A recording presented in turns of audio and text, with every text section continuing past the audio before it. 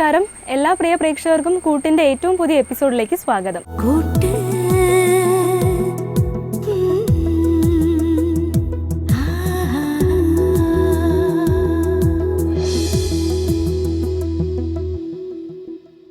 ഇന്ന് നമ്മോടൊപ്പം ഉള്ളത് ഒരു സാമൂഹ്യ പ്രവർത്തകൻ്റെ കുടുംബമാണ്. പരിചയപ്പെടാം.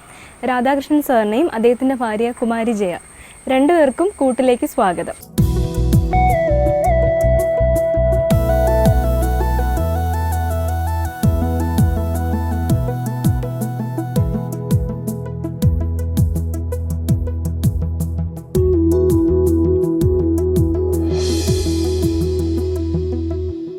നമസ്കാരം സാർ. നമസ്കാരം മാഡം. ഇപ്പോൾ സാർ, സാമൂഹ്യ പ്രവർത്തനമൊക്കെ എങ്ങനെ പോകുന്നു? ഇപ്പോൾ ജനങ്ങളുമായി കുറേയേറെ ബന്ധപ്പെട്ട് ഇങ്ങനെ പോണതാണ്. ഏതാണ്ട് എൻ്റെ ഒരു 22-ാമത്തെ വയസ്സിലൊക്കെ തുടങ്ങി. ഇതുവരെ അത് ഇങ്ങനെ കണ്ടിന്യൂ ആയിട്ട് പോയിക്കൊണ്ടേയിരിക്കുന്നു. അതിന് ആളുകളുമായിട്ട് ബന്ധപ്പെടൽ എന്ന് പറയുന്നത് ഒരു പ്രധാനപ്പെട്ട കാര്യമാണ്. ശരിക്കും ഒരു സാമൂഹ്യ പ്രവർത്തകൻ്റെ വിജയം അവിടെ തന്നെയാണ്. ആണ്. എല്ലാവരും ചില സൊസൈറ്റി മുഴുവനായിട്ട് ഒരേ വാക്കിൽ അത്രേ ഉള്ളൂ, ഉപകാരിയാണ് എന്ന് പറയിപ്പിക്കുക. കലാ സാംസ്കാരിക രംഗത്ത് കൂടിയൊക്കെ പ്രവർത്തിച്ചിട്ടുണ്ട്. അങ്ങനെയുള്ള സാമൂഹ്യമായ എല്ലാ കാര്യങ്ങളിലും പങ്കെടുക്കുന്നുണ്ട്. ആളുകൾ ജനങ്ങളെ പ്രശ്നങ്ങളിൽ ഇടപെടാറുണ്ട്. വിഷയങ്ങൾ, കുടുംബകാര്യങ്ങൾ, അതുവരെ ഒക്കെ ഈ സാധാരണ സ്റ്റേഷനിലും കോടതിയിലുമൊക്കെ പോണതൊക്കെ ചിലതെല്ലാം നമ്മൾ പറഞ്ഞ് ഒരിടത്തിരുന്ന് രമ്യമാക്കി സംസാരിച്ച് തീർക്കാനുള്ള സംവിധാനങ്ങളൊക്കെ നടത്തിയിട്ടുണ്ട്. തീർച്ചയായും. നമ്മുടെ ഈ പ്രോഗ്രാം തന്നെ പറയുന്നതും വീട്ടിലെ വിശേഷങ്ങളും കുടുംബജീവിതത്തിലെ കാര്യങ്ങളുമാണ്. ഇപ്പോൾ സാർ ഒരു സാമൂഹ്യ പ്രവർത്തകനാണ്. എനിക്ക് തോന്നുന്നു പലപ്പോഴും പുറത്ത് കാര്യങ്ങൾക്ക് കൂടുതലായിട്ട് പോകേണ്ടിയൊക്കെ വരും. അപ്പോൾ വീട്ടിലെ കാര്യങ്ങൾ മൊത്തവും മാഡം തന്നെയാണോ മാനേജ് ചെയ്യുന്നത്?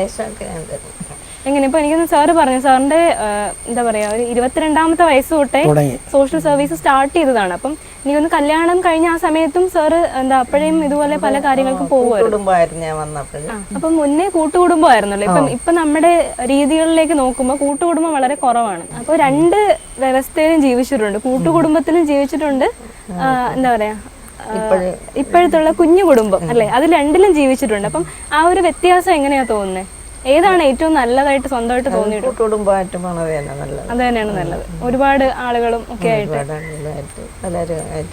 സ്നേഹമായിട്ടും ബഹുമാനമായിട്ടൊക്കെ അങ്ങ് പോകുമായിരുന്നു. അത് ശരി. സാർ, വിവാഹം കഴിഞ്ഞിട്ട് എത്ര വർഷമാകും? 43 വർഷമായി. 43 വർഷം. അപ്പം പ്രേക്ഷകർ നമ്മുടെ മുന്നിലിരിക്കുന്ന വെച്ചാൽ ഒരു 43 ഇയേഴ്സിന്റെ എക്സ്പീരിയൻസ് അല്ലെ, ഹാൻഡ്സ് ഓൺ എക്സ്പീരിയൻസ് ഉള്ള ഒരു കപ്പിളാണ്.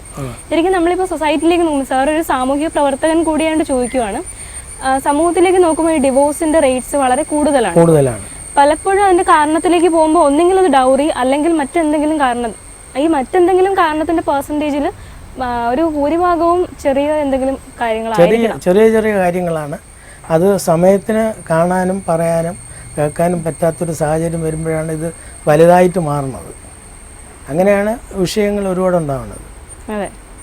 പിന്നെ അതിൽ പല കാരണങ്ങളാലാണ്, ഒന്നും രണ്ടൊന്നുമല്ല, പല കാരണങ്ങളും ഉണ്ട്. ഇങ്ങനെ ഈ വീട്ടിൽ ഉള്ള പ്രശ്നങ്ങൾ ബാക്കിയുള്ളത് ഒക്കെ ഉള്ളതാണ്. അത് എല്ലാ കുടുംബങ്ങളിലും മിക്കവാറും ഉണ്ട് എന്നാണ് ഞാൻ കാണുന്നത്. ഇപ്പൊ പുറത്തുള്ളൊരു കാര്യം നമ്മൾ സോൾവ് ചെയ്യുമ്പോൾ നമ്മൾ ഫസ്റ്റ് നമ്മൾ വീട്ടിൽ നിന്ന് തന്നെ നമ്മളത് സ്റ്റാർട്ട് ചെയ്യുന്നല്ലേ. ഇപ്പം വീട്ടിലെ കാര്യങ്ങൾ, അതിന് ഫാമിലി ടൈം എപ്പോഴാണ്? ഒരു ചായ കുടി, ഫുഡ് കഴിക്കുക, അങ്ങനെ ഏത് സമയമാണ് എല്ലാവരും ഒരു സാധാരണഗതിയിൽ? ഇപ്പോഴും എല്ലാ സമയങ്ങളിലും ഉണ്ടാവും. എല്ലാ സമയങ്ങളിലും എന്ന് പറഞ്ഞാൽ രാവിലെ, ഉച്ചയ്ക്കും വൈകിട്ടൊക്കെ ഉണ്ടാവും. അല്ലാത്ത നേരത്തെയുള്ള സന്ദർഭം എന്ന് പറഞ്ഞത് രാവിലെ പോയി കഴിഞ്ഞാൽ ഓഫീസ് കാര്യം കഴിഞ്ഞ് പിന്നെ നാട്ടിലെ കാര്യം കഴിഞ്ഞ് വീട്ടിലൊക്കെ വരുമ്പോൾ ഏതാണ്ട് 10-11 മണിയൊക്കെ ആവും. അന്ന് പഴയ കാലത്ത് ഈ പറഞ്ഞ കൂട്ടുകുടുംബമായിരുന്നു. അമ്മയും അച്ഛനും ഒക്കെ ഉണ്ടായിരുന്നു. അപ്പോൾ യാഥാർത്ഥ രാത്രിക്ക് വന്നാലും അമ്മയും ഭാര്യയും എന്ത് കാര്യത്തിനും റെഡിയാണ്. അങ്ങനെയുള്ള ഒരു സന്തോഷകരമായ ഏർപ്പാട്. പിന്നെ വീട്ടിൽ മൊത്തത്തിൽ ഞാൻ വീട്ടിലില്ലാത്ത ഒരാളായി അങ്ങനെയുള്ള ചെറിയ വർത്തമാനങ്ങളൊക്കെ വരണം, സമയത്തിന് വരണം എന്നൊക്കെയുള്ള വർത്തമാനങ്ങളൊക്കെ സാധാരണ വന്നിട്ടുണ്ട്. അതൊക്കെ പിന്നെ ഒരു മേഖലയാവുമ്പോൾ നമുക്ക് എന്താ പറയുക, അങ്ങനത്തെ നേരത്തെ പ്രതീക്ഷിക്കുമല്ലോ. ചില സന്ദർഭങ്ങളിലൊക്കെ നമുക്ക് ഉദ്ദേശിക്കുന്ന സമയത്തിന് വരാൻ കഴിയില്ല. ഏതെങ്കിലും ഒരു പ്രത്യേക കാര്യത്തിന് പോയി ഇടപെട്ട് കഴിഞ്ഞാൽ പിന്നെ അത് തീരാതെ നമുക്ക് വരാൻ ഒക്കില്ല. അങ്ങനെയൊക്കെ വരുമ്പോൾ ചിലപ്പോൾ താമസങ്ങളൊക്കെ നേരിടും. പിന്നെ നമ്മളെ സമയം വേറെ പിന്നെ നമ്മൾ അങ്ങനെ ഒരു വിശകലനത്തിലേക്ക് പോയ വീട്ടിലെ കാര്യങ്ങളും നോക്കണ കാര്യത്തിൽ ഒരുപാട് പുറകോട്ട് പോകും നമ്മൾ. വീട്ടുകാര്യം ഒക്കെ നോക്കേണ്ട. എൻ്റെ അച്ഛനും അമ്മയൊക്കെ മരിക്കുന്നത് വരെ പിന്നെ എനിക്ക് വേറെ ബന്ധപ്പാടൊന്നും ഇല്ലായിരുന്നു. അതിനുശേഷം പിന്നെ ഒരു ഇതൊക്കെ ഉണ്ട്. പിന്നെ മാഡം പറഞ്ഞല്ലോ ആദ്യം കൂട്ടുകുടുംബമായിരുന്നു, പിന്നെ ഇപ്പം എല്ലാവരും ഒരുമിച്ചൊരു കുഞ്ഞ് ഫാമിലി ആയിട്ട് ജീവിക്കുവാണ്. പ്രേക്ഷകരിലേക്ക് നോക്കുമ്പോഴും ഒരു 20 വർഷം മുന്നേ ഉള്ള കല്യാണത്തിൻ്റെ രീതികളൊക്കെ നമുക്ക് സിനിമയിലൊക്കെ കാണാം. പക്ഷേ 43 വർഷമല്ലേ. അതെന്ന് വെച്ചാൽ ഇപ്പോഴത്തെ കല്യാണമായിട്ട് വളരെ വ്യത്യാസമായിരുന്നു അന്ന്. ആ കല്യാണത്തിൻ്റെ ഓർമ്മകളൊന്ന് പറയാമോ? അറേഞ്ച്മെൻറ്റ് ഇതായിരുന്നു. ഒന്ന് കണ്ടു രക്ഷകർത്താക്കളൊക്കെ ആയിട്ട് അങ്ങനെയായിരുന്നു കല്യാണം. അന്നൊക്കെ വീട്ടിലൊക്കെ വെച്ചാണ് കല്യാണം. ഇതുപോലെ മണ്ഡപം അങ്ങനെയൊന്നുമില്ലായിരുന്നു. വീട്ടിൽ വെച്ച് കല്യാണം കഴിഞ്ഞൂടെ വന്നപ്പം കുറേ ദിവസം വലിയ പാടായിരുന്നു വീട്ടിൽ മാറി നിൽക്കുന്നത്. ഇപ്പോൾ ഉള്ളവരെ പോലെ പെണ്ണുങ്ങൾ വെളിയിലിറങ്ങി അങ്ങനെ ഇല്ലായിരുന്നല്ലോ. അങ്ങനെ കുറേ പിന്നെ അങ്ങനെയാണെങ്കിൽ പോയി എല്ലാവരുമായിട്ട്. അത് ശരി. അപ്പോൾ സാർ കല്യാണം അപ്പം രണ്ടുപേര് രണ്ട് ഫാമിലിയിൽ നിന്ന് വന്ന് ഒരുമിച്ച് ജീവിക്കുവാണ്. രണ്ടുപേർക്ക് രണ്ട് ഇഷ്ടങ്ങൾ, രണ്ട് രീതികൾ. അപ്പം ഇത് രണ്ടും പരസ്പരം പ്രത്യേകിച്ച് അറേഞ്ച് മാരേജ് ആകുമ്പോൾ കല്യാണം കഴിഞ്ഞിട്ടായിരിക്കും മനസ്സിലാക്കാനൊരു സാധ്യത. അപ്പം ഇത് രണ്ടും മനസ്സിലാക്കി ഒറ്റ ട്രാക്കിൽ ഓടി തുടങ്ങിയത് എപ്പോഴാണ്? വന്ന് ഒരു 6 മാസമൊക്കെ കഴിഞ്ഞപ്പോൾ ഞങ്ങൾ പൊരുത്തപ്പെട്ടു. അതുവരെ അവിടെ അവളെ വീട്ടിലെന്ന് പറയുമ്പോൾ അവിടെയും ഏതാണ്ട് സഹോദരങ്ങളും എല്ലാവരും ഉണ്ടായിരുന്നു. അപ്പോൾ അവരുമായി മിങ്കിൾ ചെയ്ത് പോണതാണ്. അപ്പോൾ അവിടെ സമയത്തിനൊക്കെ എത്തണ സഹോദരന്മാരും ബാക്കിയൊക്കെയാണ്. ഇവിടെ വന്നപ്പോൾ ഈ എൻ്റെ വരവും പോക്കിലും ഒരു ചെറിയ അസഹിഷ്ണുതയൊക്കെ ഉണ്ടായിരുന്നു. അത് കുറച്ച് കഴിഞ്ഞപ്പോൾ പിന്നെ ഞാൻ തന്നെ പറഞ്ഞ് മനസ്സിലാക്കിച്ചു, ഇങ്ങനെയാണ്, ചിലപ്പോൾ ഇങ്ങനെയൊക്കെ പറ്റൂ, അതുകൊണ്ട് അതിൽ പൊരുത്തപ്പെട്ടു പോണതാണ് നല്ലത് എന്നുള്ള ഒരു കാര്യം പറഞ്ഞ് ബോധ്യപ്പെടുത്താൻ സാധിച്ചു. അതിനുശേഷം പിന്നെ വേറെ വിഷയങ്ങളൊന്നും ഞങ്ങളിലില്ല. താമസിച്ചു വന്നാലും നേരത്തെ പോയാലും അതിനെക്കുറിച്ചൊന്നും വേറെ ഒന്നും ആലോചിക്കാറില്ല. ശരിക്കും എന്താ പറയുക, ജോലി പിന്നെ സാമൂഹ്യ പ്രവർത്തനം, കുടുംബം എല്ലാം ഒരുമിച്ച് മാനേജ് ചെയ്യാൻ. മാഡം മക്കളുടെ വിശേഷം പറയാം. മക്കളുടെ പേരെന്താണ്? 2 മക്കളുണ്ട്. മൂത്തയാള് മോളാണ് രാജി കൃഷ്ണ. കല്യാണം കഴിഞ്ഞ് M.Com വരെ പഠിച്ച്. മോൻ ജയകൃഷ്ണ ടെക്നോ പാർക്കിലാണ് വർക്ക് ചെയ്യുന്നത്. ഹാപ്പി ആയിട്ടിരിക്കുവാണല്ലേ? ഹാപ്പിയാണ്. ഇനി നമുക്ക് നിങ്ങളിലേക്ക് വീണ്ടും വരാം. നിങ്ങൾക്ക് രണ്ടുപേർക്കും പരസ്പരം ഇഷ്ടമുള്ള ഗുണങ്ങൾ ഒക്കെ കാണും. കാര്യം എന്തായാലും ഇത്രയും വർഷമാകുമ്പം നല്ല രീതിയിൽ A to Z മനസ്സിലാക്കി മുന്നോട്ട് പോവുകയാണ്. അപ്പം അച്ഛനും അമ്മയും മക്കളും ഒരുമിച്ച് ജീവിക്കുക എന്ന് പറയുന്നത് ഇപ്പം വളരെ കുറവാണ്, അങ്ങനത്തെ ഫാമിലി സെറ്റപ്പ്.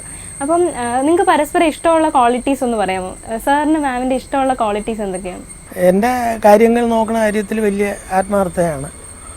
അതുപോലെ തന്നെ ഈ അടുക്കള വളരെ ഭംഗിയായി സൂക്ഷിക്കുന്ന ആളാണ്. ആഹാരങ്ങൾ അതുപോലെ തന്നെ. അത് ഏറെക്കുറെ എൻ്റെ അമ്മയുടെ ഒരു ഗുണവും കൂടി കിട്ടിയിട്ടുണ്ട്. എൻ്റെ വസ്ത്രധാരണത്തിലും അതുപോലെ തന്നെ എൻ്റെ ബാക്കി കാര്യങ്ങളിലൊക്കെ വളരെ കൃത്യമായി അവൾ കൈകാര്യം ചെയ്യാറുണ്ട്. പിന്നെ ക്ഷമാശീലം കൂടുതലാണ്. ഈ കുടുംബം ആവുമ്പോൾ ചില കൊച്ചു കൊച്ചു വിഷയങ്ങൾ വേണം, അല്ലെങ്കിൽ ഈ നമ്മൾ പരസ്പരം അറിയാതെ പോകും. അപ്പോൾ കൊച്ചു കൊച്ചു വിഷയങ്ങളെന്ന് പറയുമ്പോൾ കൊച്ചു കൊച്ചു പിണക്കങ്ങൾ, ആ പിണക്കങ്ങളെന്ന് പറഞ്ഞാൽ വലുതാവാതിരിക്കാൻ ശ്രദ്ധിക്കണം. ഒന്നുകിൽ പുരുഷൻ ശ്രദ്ധിക്കണം, അല്ലെങ്കിൽ സ്ത്രീ ശ്രദ്ധിക്കണം.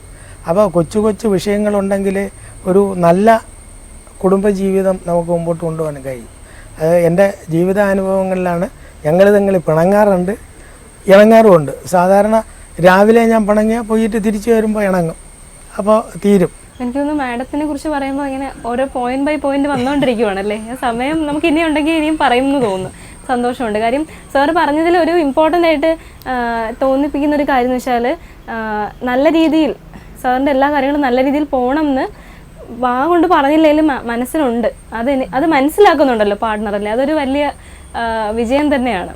ഇത്രയും ശരിക്കും സാറ് ഫസ്റ്റ് സംസാരിച്ച് തുടങ്ങിയപ്പോൾ പറഞ്ഞൊരു കാര്യമുണ്ട്. ഇപ്പം സോഷ്യൽ സർവീസ് ആകുമ്പം പലപ്പോഴും വീട്ടിലെ കാര്യം 100% നിൽക്കാൻ പറ്റത്തില്ല. അപ്പം വീട്ടിലെ കൂടെയുള്ള പാർട്ട്ണർ അത്രത്തോളം സപ്പോർട്ടീവ് ആണെങ്കിൽ മാത്രമേ പുറത്ത് പോയി നമുക്ക് എന്താ പറയുക ഓപ്പൺ ആയിട്ട് വർക്ക് ചെയ്യാൻ പറ്റത്തുള്ളൂ അല്ലേ.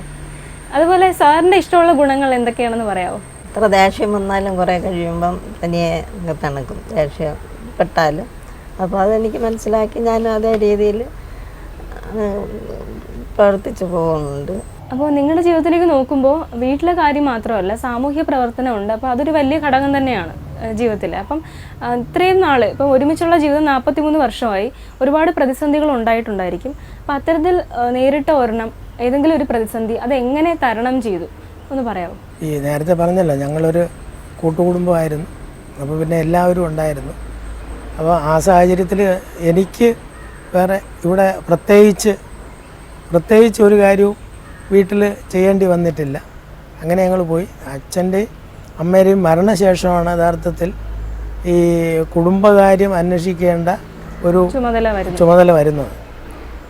അപ്പം അതുപോലെ അല്ലെങ്കിലും അച്ഛനും അമ്മയും ജീവിച്ചിരുന്നപ്പോൾ ഉള്ളതുപോലെ അല്ലെങ്കിലും ഏതാണ്ട് പിന്നെ മറ്റ് കാര്യങ്ങളിൽ, വീട്ടുകാര്യങ്ങളിലെല്ലാം അത് നോക്കി ഈ സാമൂഹിക പ്രവർത്തനത്തിൻ്റെ പോലെ തന്നെ വീട്ടിലെ കാര്യങ്ങളും പിന്നെ കുറവുകളും കുറ്റങ്ങളുമൊക്കെ ഉണ്ടെങ്കിൽ പോലും വേറെ വിഷയങ്ങളൊന്നും ഇല്ലാതെ തന്നെ അത് തീർത്ത് കൊണ്ടുപോകാൻ എനിക്ക് കഴിഞ്ഞു. ഇതുവരെ ഒരു 10 വർഷത്തെ ആ കാലയളവാണ് എങ്ങനെ എനിക്ക് അങ്ങനെ ഒരു പ്രതിസന്ധി ജീവിതത്തിൽ വന്ന ഒരു പ്രതിസന്ധി എന്ന് പറഞ്ഞാൽ അതാണെന്ന് പറഞ്ഞാൽ, മുമ്പ് ഞാൻ കൈകാര്യം ചെയ്യാത്ത ഒരു കാര്യം, കുടുംബ കാര്യം എന്ന് പറഞ്ഞാൽ കൈകാര്യം ചെയ്തിട്ടില്ല.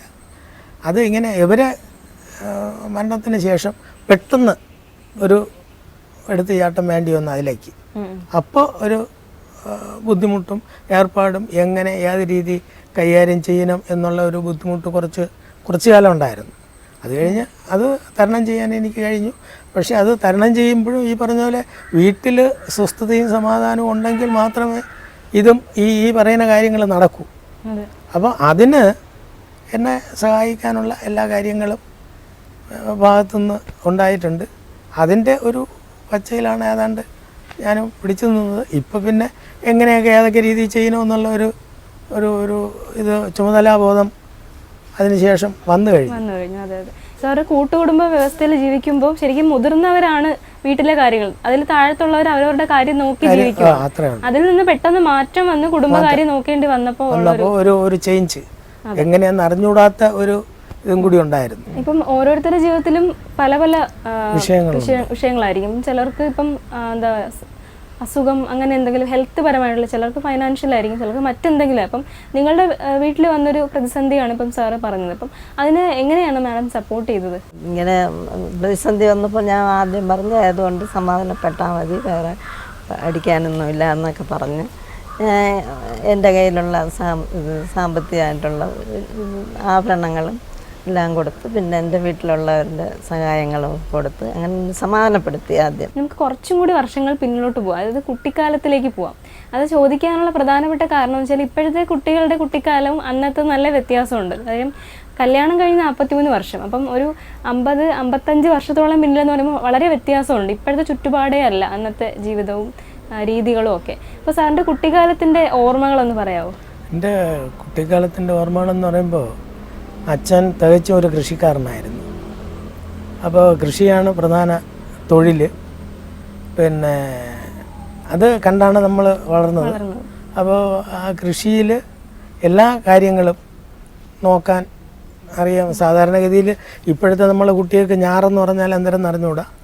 അതുപോലെ പിന്നെ ചാണം എങ്ങനെ ഉപയോഗിക്കണമെന്ന് അറിഞ്ഞുകൂടാ, കുഴ എങ്ങനെ ഉപയോഗിക്കണമെന്ന്. അന്ന് അതല്ല. അന്ന് നമ്മളെ കൊണ്ട് തന്നെ രക്ഷകർത്താക്കൾ ഈ ജോലിയെല്ലാം ചെയ്യിപ്പിക്കും. ഇപ്പോഴും ആ കൃഷിയെ സംബന്ധിച്ചുള്ള കാര്യങ്ങളൊക്കെ ഏറെക്കുറെ അറിയാൻ കഴിയുന്നത് ആ ഒരു പ്രവൃത്തി പരിചയം കൊണ്ടാണ്. അന്ന് നിലങ്ങളും പുരയിടങ്ങളും ഒക്കെ ഉണ്ടായിരുന്നു. അപ്പോൾ അവിടെയെല്ലാം പോവാറുണ്ട്, അതൊക്കെ നോക്കി നടത്താറുണ്ട്, ആ ജോലികൾ ചെയ്യാറുണ്ട്. വിദ്യാഭ്യാസം കഴിഞ്ഞ് വന്നപ്പോൾ അന്നൊക്കെ മാടും കാര്യങ്ങളൊക്കെ ഉണ്ട്. അപ്പോൾ അതിനെയൊക്കെ തീറ്റണം. ഈ പഴയ നമ്മളൊക്കെ തമാശയ്ക്ക് വേണ്ടിയാണ് പറയുന്നതെങ്കിലും കാക്കി നിക്കറും ഒരു ഷർട്ടും ഇട്ട് പള്ളിക്കൂടത്തിൽ പോണ ആളുകളാണ്. അപ്പോൾ അന്ന് ഈ ജോലിയും കൂടി ചെയ്യണം നമ്മൾ തിരിച്ച് വീട്ടിൽ വന്നാൽ. അന്നത്തേക്ക് ഇന്നും ഒരുപാട് വ്യത്യാസങ്ങളാണ്, ആജഗജാന്തര വ്യത്യാസമാണ്. ഇന്നതൊന്നുമില്ല. ഇന്നൊക്കെ എല്ലാം നിലങ്ങളെല്ലാം മാറിക്കഴിഞ്ഞു. ഇപ്പോൾ പുതിയ രീതി അനുസരിച്ച് വീണ്ടും നിലങ്ങളായിക്കൊണ്ട് വരണു. അതെ, ശരിക്കും ഒരു കാലം വരെയും ഇതെല്ലാം അങ്ങ് വിട്ട് മാറി നിൽക്കുമായിരുന്നു എല്ലാവരും. പക്ഷെ ഇപ്പം വീണ്ടും പ്രകൃതിയിലേക്ക് തിരിച്ചു വന്നാലേ കഴിയൂ, തിരിച്ചറിഞ്ഞു. മറ്റൊന്നിനെ ആശ്രയിച്ചിട്ട് ഇവിടെ ജീവിക്കാൻ ഒക്കൂല. അപ്പോൾ നമ്മൾ സ്വയം ഇതിന് പര്യാപ്തമാവണം, കൃഷി വീണ്ടും കൊണ്ടുവരണം എന്നുള്ള ഒരു ബോധത്തിലേക്ക് നമ്മൾ മാറി. ആ ബോധമാണ് നമ്മളെ ഒരുപക്ഷെ രക്ഷപ്പെടുത്താൻ പോണമെന്നാണ് എൻ്റെ ഒരു പ്രതീക്ഷ. തീർച്ചയായും. കാര്യം സ്വാമി വിവേകാനന്ദൻ്റെ ഒരു ബുക്കിൽ പറയുന്നുണ്ട്, ഇപ്പോൾ ഒരു കുട്ടിക്ക് അച്ഛനും അമ്മയും ഇല്ലെങ്കിൽ പോലും പ്രകൃതിയെ അറിഞ്ഞവൻ ജീവിച്ചാൽ അവന് നല്ലൊരു ഭാവി ഉണ്ടാകും എന്നുള്ളത്. അത് ശരിക്കും സത്യമായിട്ടുള്ളൊരു കാര്യമാണ്. സാറിപ്പം സാറിൻ്റെ കുട്ടിക്കാലത്തിനെ കുറിച്ച് പറയുമ്പോൾ ആ ഓർമ്മകൾ ഇപ്പോഴത്തെ കുട്ടികൾക്ക് അത് ഒരുപക്ഷെ കേട്ട് മാത്രം പരിചയമുള്ളതായിരിക്കും, അല്ലെങ്കിൽ എന്തെങ്കിലും വീഡിയോസ് കണ്ട് മാത്രം പരിചയമുള്ളത്. അപ്പം നിങ്ങളത് എക്സ്പീരിയൻസ് ചെയ്ത് വന്നതാണ്. അപ്പോൾ സാർ ഈ കൃഷിനെ കുറിച്ചൊക്കെ പറഞ്ഞുകൊണ്ട് ഒരു കാര്യം ചെയ്യട്ടെ. ഇപ്പം നിങ്ങളുടെ വീടെന്ന് വെച്ചാൽ ചുറ്റും പച്ചപ്പാണ്. അപ്പോൾ ആ ഒരു രീതിയിൽ ജീവിച്ച് വന്നുകൊണ്ടാണോ പ്രകൃതിയോട് ഇണങ്ങിയ ഒരു വീട് തന്നെ സെലക്ട് ചെയ്ത്? അല്ല, ഇത് അച്ഛൻ്റെ ഇതാണ് എന്ന് പറഞ്ഞാൽ ഞങ്ങള് മുന്നോട്ടേ ഇവിടെയാണ്. എൻ്റെ ഏതാണ്ട് 6-ാമത്തെ 7-ാമത്തെ വയസ്സിലൊക്കെ ഇവിടെ വീട് വെച്ച്. ഇത് ഇപ്പം ചെയ്തിരിക്കുന്നത് കുറച്ച് നമ്മളിപ്പോൾ ചെയ്തതാണ്. ഇതിവിടെ നമ്മൾ ആറ്റുവെള്ളം വരും, ഡാം തുറക്കുമ്പോൾ ഇവിടെ എല്ലാം വെള്ളം നിറഞ്ഞ് വീട്ടിനകത്തൊക്കെ കയറും. അങ്ങനെ വീട്ടിനകത്ത് കയറി വീടൊരു പ്രാവശ്യം ഇടിഞ്ഞൊക്കെ പോയിട്ടുണ്ട്. അപ്പം അതും നമുക്ക് ഒരു പേടി സ്വപ്നമാണ്. എന്നാലും അച്ഛൻ ആ കാലത്ത് സാധാരണ ഈ നമ്മളെ ഒരു സെറ്റ് ആളുകളെല്ലാം ഈ കൃഷിപ്പണി എടുത്ത് ജീവിക്കുന്ന ആളുകളെല്ലാം ഏലായരകരയിൽ വീട് വയ്ക്കുന്ന ഒരു പൊതു സ്വഭാവമുണ്ട്. ആ സ്വഭാവത്തിൻ്റെ ഒരു ഭാഗമാണ് ഈ വീട് എന്ന് വേണമെങ്കിൽ പറയാം. ഞങ്ങൾ അവിടെയും അച്ഛൻ്റെ കുടുംബവും അച്ഛനും അച്ഛൻ്റെ അനിയനും 2 ആളുകളാണുള്ളത്. പിന്നെ അവർ ഒരുമിച്ചാണ് താമസിച്ചുകൊണ്ടിരുന്ന കുടുംബ വീട്ടിൽ. അവിടെ നിന്നാണ് പിന്നീട് ഇങ്ങനെ ഇവർ 2 പേരും കല്യാണം കഴിച്ച് മക്കളുമൊക്കെ ആയപ്പോൾ പിന്നെ ഒരിടത്ത് തന്നെ അതൊരു ബുദ്ധിമുട്ടായി വന്നപ്പോൾ 2 പേരും മാറി താമസിച്ച് അങ്ങനെ ആണ് അച്ഛൻ ഈ വീട് വയ്ക്കുന്നത്. ശരിക്കും നമ്മൾ പറയുന്ന കാര്യങ്ങൾ എന്താ പറയുക, കേട്ടിരിക്കുമ്പോൾ നമുക്കത് ചെറിയ ചെറിയ കാര്യങ്ങളാണെങ്കിലും മനസ്സിന് വലിയ റിഫ്രഷ്മെൻറ്റ് തരുന്നതാണ്. സാറ് പറഞ്ഞ ഈ കുട്ടിക്കാലത്തിൻ്റെ കൃഷിയുടെ കാര്യം, കൂട്ടുകുടുംബം ഒക്കെ. മാഡത്തിൻ്റെ കുട്ടിക്കാലത്തിൻ്റെ ഓർമ്മകൾ പറയാമോ? എൻ്റെ അച്ഛൻ ഒരു സ്വാതന്ത്ര്യ സമര സേനാനിയാണ്. അന്നേ രാഷ്ട്രീയത്തിലിറങ്ങി സ്വാതന്ത്ര്യം കിട്ടുന്ന മുമ്പേ ഉള്ളതല്ലേ. ഇപ്പോഴും ഉണ്ട് ആൾ, 103 വയസ്സായി അന്ന്. അപ്പോഴാ രീതിയിലാണ് നമ്മൾ അവിടെ വളർന്നത്. വലിയ കൃഷിയായിട്ടൊന്നും വലുതായിട്ടില്ല, രാഷ്ട്രീയം ഒക്കെ ആയിട്ടാണ് അച്ഛൻ അങ്ങനെ. പിന്നെ നമ്മൾ 4-5 മക്കൾ 6 പേരുണ്ടായിരുന്നു. അവർ എല്ലാവരും കൂടെ വലിയ സന്തോഷത്തിലാണ് ജീവിച്ചത്. കല്യാണം കഴിയണത് വരെ നല്ല രീതിയിൽ സഹോദര സ്നേഹമായിട്ടൊക്കെയാണ് കഴിച്ചത്, താമസിച്ചത്. അപ്പോൾ നിങ്ങൾ ഇപ്പം കല്യാണത്തിൻ്റെ ഓർമ്മകൾ, കുട്ടിക്കാലം, അങ്ങനെ പല കാര്യങ്ങൾ പറഞ്ഞു. ഇപ്പം മക്കളുമൊക്കെ ആയിട്ട് ഒരുമിച്ച് ജീവിക്കുവാണ്. അപ്പം നിങ്ങൾക്കൊരു ഫാമിലി ടൈം എപ്പോഴാണ്? ഇപ്പം ചില വീടുകളിലൊരു ചായ കുടി, അല്ലെങ്കിൽ ഫുഡ് കഴിക്കുമ്പോൾ അങ്ങനെ, അല്ലെങ്കിൽ ഒരു ഔട്ടിംഗ് ഒക്കെ. അപ്പം നിങ്ങളുടെ വീട്ടിൽ എങ്ങനെയാണ് എല്ലാവരും കൂടെ ഇരുന്ന് സംസാരിക്കുന്ന കാര്യം? എല്ലാവരും കൂടെ ഇരുന്ന് സംസാരിക്കുക എന്നൊരു ചെറിയ കാര്യമാണെങ്കിലും അതൊരുപാട് വലിയ വ്യത്യാസം കൊണ്ടുവരും. പല വീടുകളിലും ഒന്ന് മിണ്ടാൻ പോലും പറ്റുന്നില്ല എന്ന് പറയാറുണ്ട്. അപ്പം ഇവിടെ എങ്ങനെയാണ് എല്ലാവരും ഒക്കെ ഒത്തിരുന്നുള്ള? ഞങ്ങൾ അച്ഛനും മക്കളും മാത്രം ആയതിനു ശേഷം ഇവരെല്ലാം വിദ്യാർത്ഥികളായിരിക്കുമ്പോഴും അവർക്ക് കിട്ടുന്ന സമയം എന്ന് പറഞ്ഞാൽ രാത്രിയാണ്. എന്നെ കിട്ടുന്ന സമയം, ബാക്കിയുള്ളവരെല്ലാവരും ഉണ്ടെങ്കിലും ആ രാത്രി വന്നു കഴിഞ്ഞാൽ കിട്ടുന്ന സമയത്തിനൊക്കെ കാര്യങ്ങൾ പറയാറുണ്ട്, എല്ലാ കാര്യങ്ങളും തുറന്ന് സംസാരിക്കാറുണ്ട്.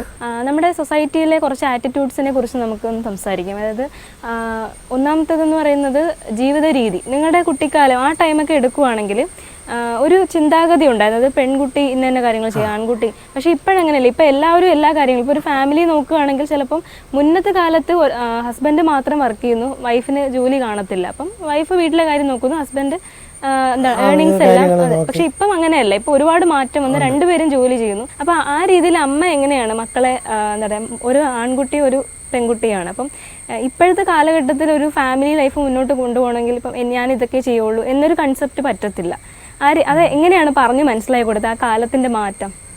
അത് അന്ന് നമുക്ക് ഞാൻ ജീവിച്ച കാലത്തിലുള്ള പ്രയാസങ്ങളും ഒക്കെ പറഞ്ഞ് അങ്ങനെയല്ല. അന്ന് സ്വന്തമായിട്ട് ഒരു വെളിയിലിറങ്ങാനുള്ള ഒരു മടികളും വെളിയിലിറങ്ങി ആരുടെയും സംസാരിക്കാനുള്ള കഴിവേടും അങ്ങനെയൊക്കെയാണ്. അതുപോലെ വരരുത് പിള്ളേർ, മോളായാലും ശരി അതുപോലെ വരരുത്. വെളിയിലിറങ്ങി എല്ലാവരുമായിട്ട് സംസാരിക്കണം, വിദ്യാഭ്യാസം വേണം, എന്തെങ്കിലും ജോലി ഉണ്ടായിരിക്കണം എന്നൊക്കെ ഞാൻ പറഞ്ഞു കൊടുത്തിട്ടുണ്ട്. എന്നെ പോലെ വരരുത്. ശരിക്കും അപ്പൊ അച്ഛനും അമ്മയ്ക്കും മക്കള് നമ്മള് അച്ഛനും അമ്മയെക്കാളും ഒരു പടിയെങ്കിലും മേലെ എന്നൊരു ചിന്താഗതി ആയിരിക്കണമല്ലോ. സാർ അതുപോലെ ഒരു കാര്യം ചോദിക്കട്ടെ, ഇപ്പം സാറ് സാമൂഹ്യ പ്രവർത്തനം കൂടി ചെയ്യുന്നത് കൊണ്ട് ഇപ്പം നമ്മുടെ സ്ത്രീധനം അങ്ങനെയുള്ള പല പല കാര്യങ്ങളുണ്ട്. ഇപ്പം ഡിവോഴ്സ് റേറ്റ്സ് വളരെ കൂടി വരുന്നുണ്ട്. അപ്പം അതിന് പ്രധാനമായിട്ട് നോക്കുമ്പോൾ കാണുന്നത് ഈ ഒരു സ്ത്രീധനം ആ പ്രശ്നമാണ്. അപ്പം അതിൽ സാറിൻ്റെ അഭിപ്രായം എന്താണ്? ഉള്ളിൻ്റെ ഉള്ളിൽ പലർക്കും ഇപ്പോഴും ആ താല്പര്യം സാധാരണ ഉണ്ട് എന്നുള്ള കാര്യത്തിൽ തർക്കമില്ല. പിന്നെ ഇപ്പം നമ്മൾ എളുപ്പത്തിൽ കണ്ടുപിടിക്കുന്ന ഒരു കാര്യം, അവിടെ പോയിട്ട് നിങ്ങൾക്ക് എന്ത് ചെയ്യണോ നിങ്ങൾ ചെയ്തോളണം, ഞങ്ങൾ അതിനെക്കുറിച്ച് ചോദിക്കുന്നില്ല എന്നുള്ള ഒരു എളുപ്പ മാർഗം ആണിപ്പോൾ നമ്മൾ അവലംബിക്കാറുള്ളത്. അത് എന്ന് പറഞ്ഞാൽ വേണ്ട എന്ന് പാടില്ല, ചോദിക്കരുത് എന്നൊക്കെ പറയണമെങ്കിലും അത് ഒരു ഭാഗത്ത് ഗുണമാണെങ്കിലും മറ്റൊരു ഭാഗത്തൊരു ദോഷമില്ലേ എന്ന് എനിക്കൊരു സംശയമുണ്ട്. എന്ന് പറഞ്ഞാൽ ഇതൊന്നും വേണ്ടാന്ന് പറയുക, കല്യാണം കഴിച്ച് കൊണ്ടുവന്നതിന് ശേഷം നീ എന്ത് കൊണ്ടുവന്നു എന്നുള്ളൊരു ചോദ്യം, പിന്നെ ഒരു 4-5 ദിവസം കഴിഞ്ഞിട്ട് ഒന്നും തരാത്തതിൻ്റെ പേരിൽ നീ പൊക്കോളണം എന്ന് പറയുന്ന ഒരു പ്രവൃത്തി, ഇതൊക്കെ നമ്മൾ നല്ല കാര്യങ്ങൾക്ക് വേണ്ടി ആലോചിക്കുമ്പോഴും മോശപ്പെട്ട കാര്യങ്ങളും മറുവശത്ത് ഉണ്ട്. അപ്പം അതിന് ഒരു പൂർണ്ണമായ മാറ്റം വരണമെങ്കിൽ ഇപ്പോഴത്തെ പുതിയ ജനറേഷന് ഒരു മൊത്തത്തിലൊരു മാറ്റം വന്നിട്ടുണ്ട്. അവർക്ക് ഇതില്ലെങ്കിലും, സ്ത്രീധനം എന്ന് പറയുന്നത് ഇല്ലെങ്കിലും അവർക്ക് ഇഷ്ടപ്പെട്ട ആളുമായി ബന്ധപ്പെട്ട് പോണ കാര്യത്തിൽ അവർ കുറേ ഫാർവേഡായി വന്നിട്ടുണ്ട്. പക്ഷേ വീട്ടുകാർക്ക് പഴയ ആളുകൾക്ക്, പുതിയ ആളുകൾക്ക് അല്ലെങ്കിലും പഴയ ആളുകൾക്ക് ഇപ്പോഴും കുറേ പേര് ജീവിച്ചിട്ടുണ്ട് പഴയ തലമുറയിലുള്ള, അവർക്ക് ഇതെല്ലാം ഒരു പ്രത്യേകതയാണ്. ഇതൊക്കെ ഞാൻ കൊണ്ടുവരുന്നതേ ഉള്ളൂ. അപ്പോൾ ഇതിനൊരു മാറ്റം ആവശ്യമാണ്. ശരിക്കും ആ ഒരു സമീപനം എല്ലാ വീടുകളിലും ഉണ്ടാകട്ടെ എന്ന് നമുക്ക് പ്രാർത്ഥിക്കാം. അത് നല്ലതാണ്. കാര്യം അത് ആ ഒരു എന്താ പറയുക, അതൊരു മുന്നേറ്റമാണ് നിയമപരമായിട്ട്. പക്ഷെ അത് സമൂഹത്തിൽ പലരും അതിപ്പോഴും ഉൾക്കൊണ്ടിട്ടില്ല അല്ലേ.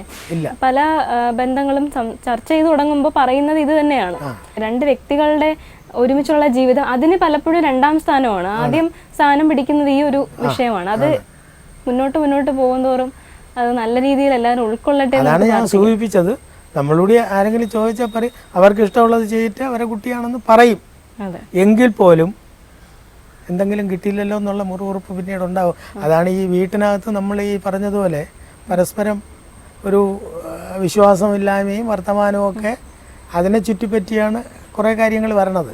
വേറെ ഒരുപാട് കാര്യങ്ങളുണ്ടെങ്കിലും ഇതൊരു പ്രധാനപ്പെട്ട വിഷയമായി നമ്മളെ സമൂഹത്തിൽ ഇപ്പോഴും നിൽക്കുന്നുണ്ട്. അതിന് മാറ്റം വരണം. ആ മാറ്റം